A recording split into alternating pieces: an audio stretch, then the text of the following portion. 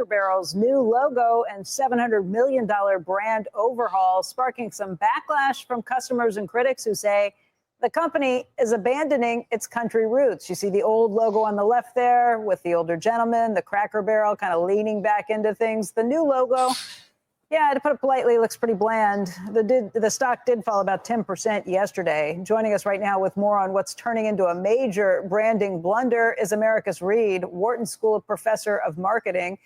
Americus, let's walk through this and talk this through. I am not a huge fan of the new logo. I think it's boring. Don't know what I think about the stores as much. The white doesn't bother me quite as much. But it does look like they mishandled this pretty badly, and it got picked up by social media. And now what? Yeah, I love that point. I mean, social media is outraged about this. I mean, you can take a look at the new logo and you can determine quickly that it's an attempt to simplify, which is a trend that's going on right now. In other words, a minimalization of what you're doing and a modernization to make things a little bit less cluttered. Now, of course, let me just give you quickly sort of rebrand or logo change 101 marketing.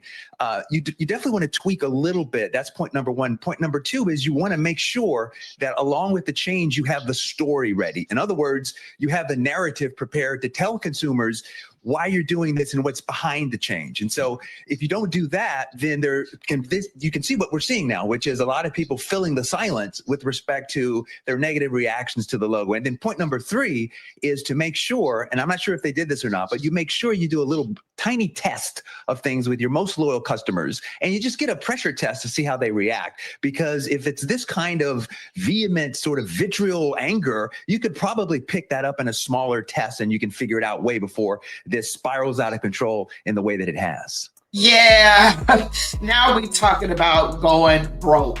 Cracker Barrel is looking like it wants to go broke now that it's gone woke. That's what we'll be talking about today, Warriors. So check with me, Linda B.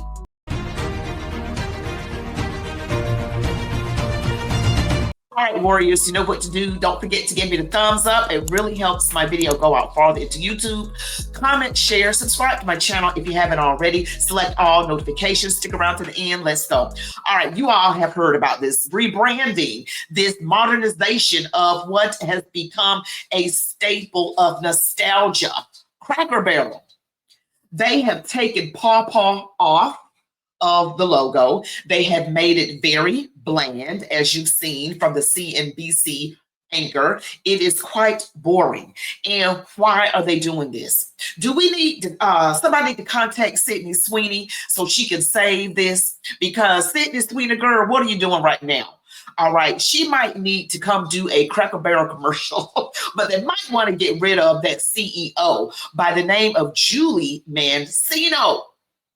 She has the face of a liberal if I have ever seen the face of a liberal. But let's just hear what the CEO of Cracker Barrel, who makes about $7 million a year, has to say. Honestly, the feedback's been overwhelmingly positive that people like what we're doing. I'll give you another soundbite.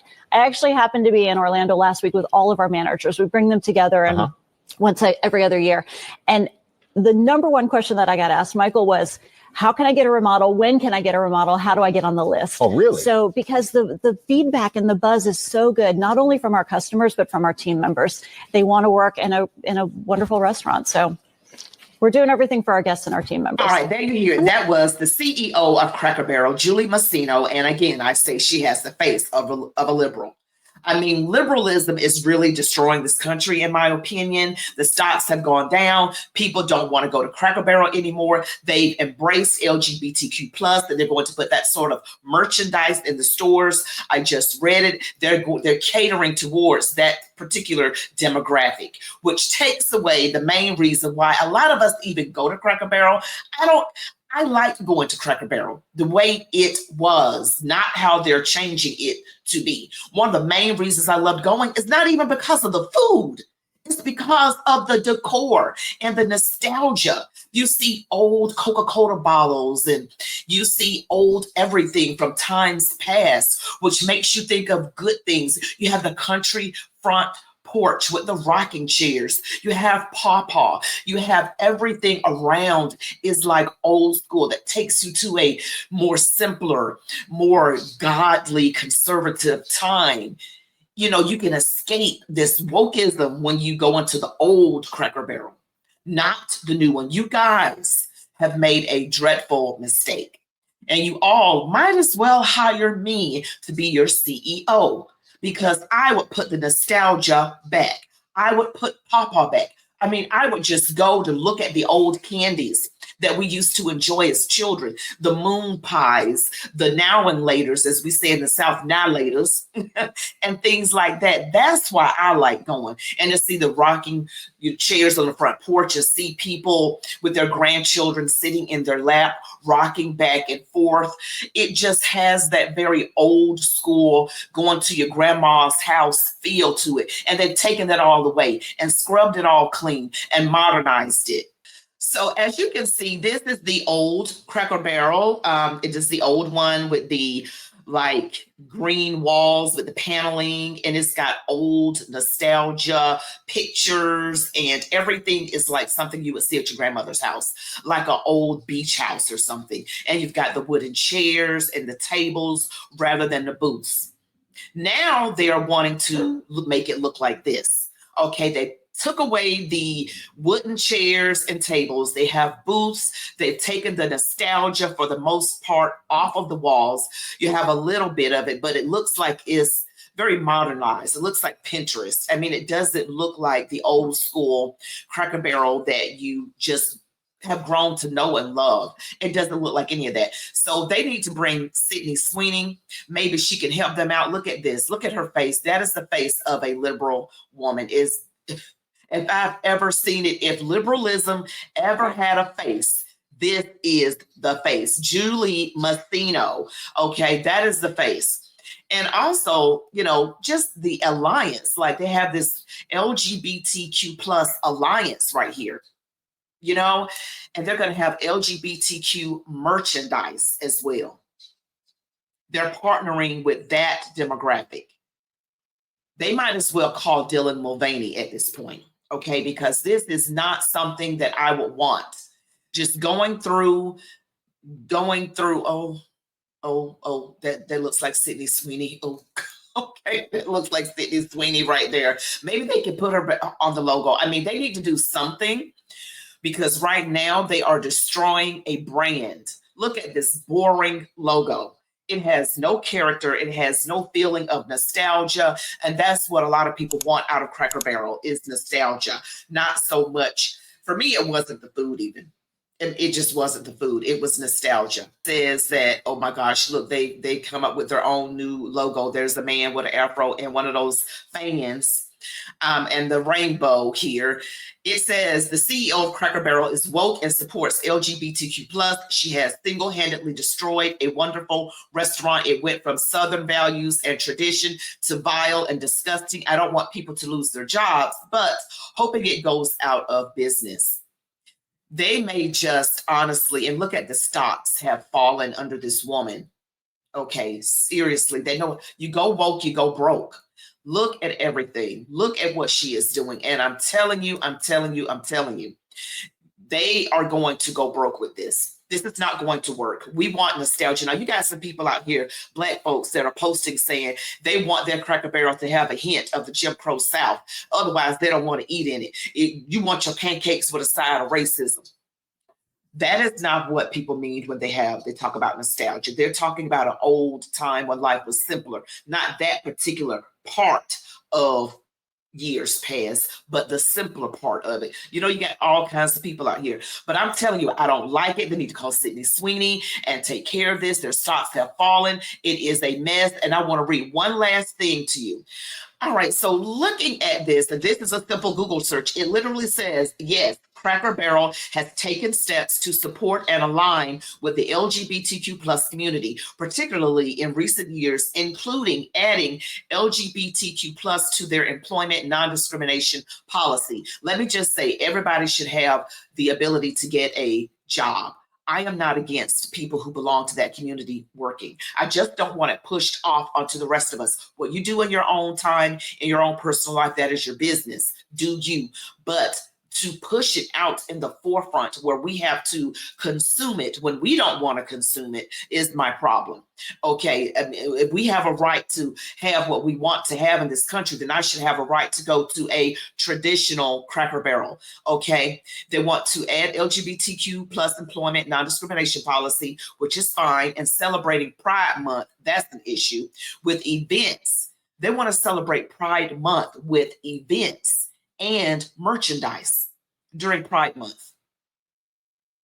However, the company faced a historic controversy in the early 1900s for a policy that resulted in the dismissal of gay employees, which sparked boycotts and continues to be a point of discussion. I did not realize that happened in the 90s. I did not realize that happened. But let me just say, Cracker Barrel, you have messed up. You need to get me as your CEO. I can help bring business back. And you can pay me the almost $7 million. How about that? I'll put it to good use. Traditional values, American pride in our country and the flag, and Paw back on the logo. We've got the old school games, the peg game, and everything is back, is back, is back. And the only thing we're going to celebrate in certain months is maybe an apple pie contest. Okay, we don't want that, what you're bringing out. And people, let's just hear what the people have to say. Cracker Barrel has officially announced their new redesigned restaurants, and they are losing customers fast. So if you have ever been to a Cracker Barrel before, if you have ever been to the South, then you know how good a Cracker Barrel is and how nostalgic the inside of it looks.